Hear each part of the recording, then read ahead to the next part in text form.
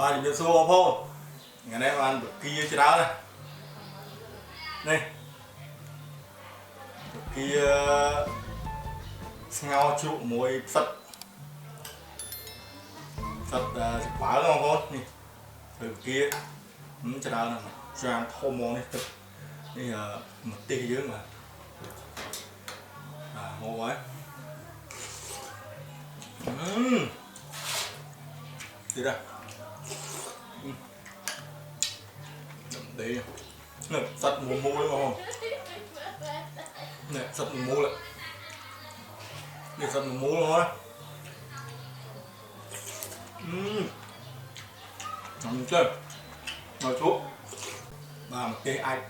cái ai sạt dữ không một cái ai sạt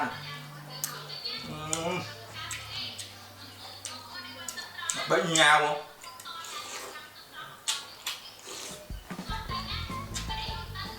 sạt dữ ạ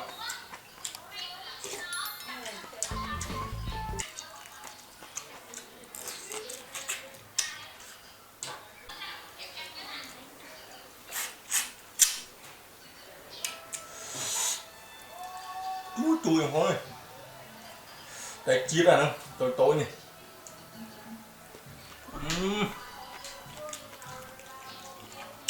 êm ngon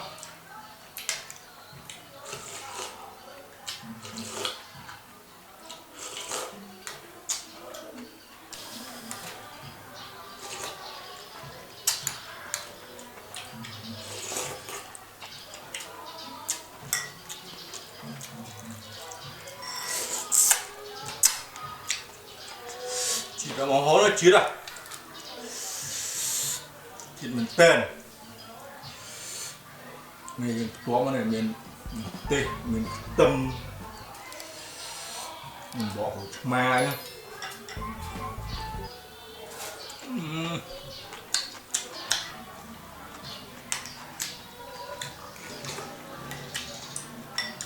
anh pha chật vàng cùng mua đã trình không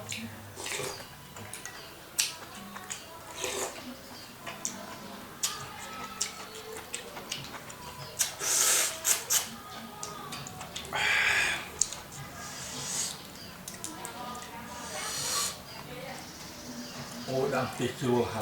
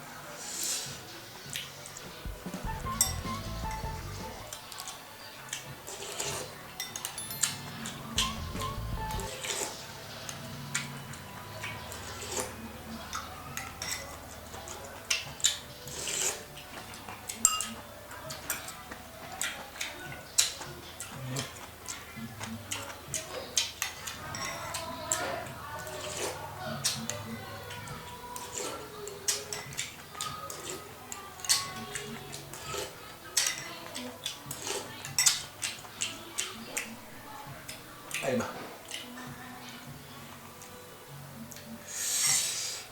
em à ngon em à ngon này chiết ngon bỏ nó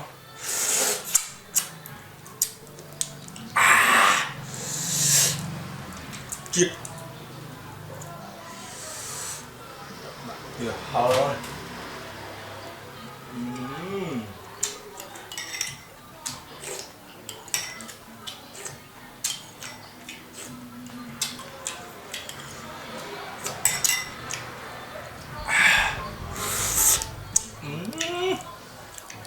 bớt cái khô mình chiết nó khô đấy mấy khô của con hay khô của kia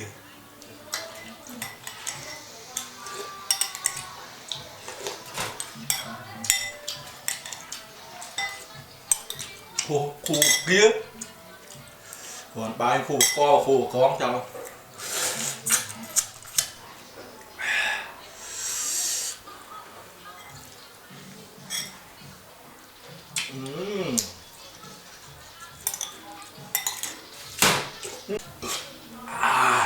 này mình tên không lượng thằng ấy là lượng hột chán quá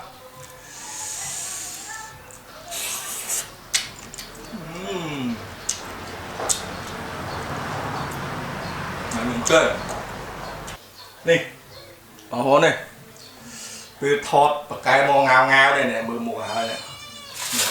từ trong nha mình nâng này tại đó ní mò cả lăng này màu phật nó